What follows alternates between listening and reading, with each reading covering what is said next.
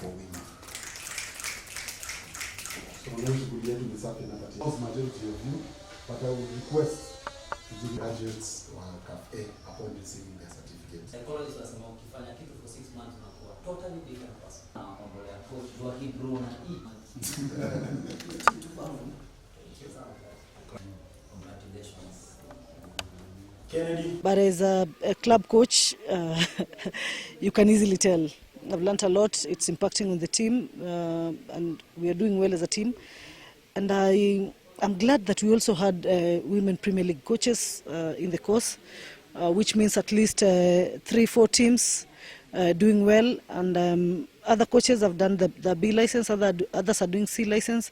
It has been more of tactical, more of knowing football, not only football, but how you're supposed to put science in football.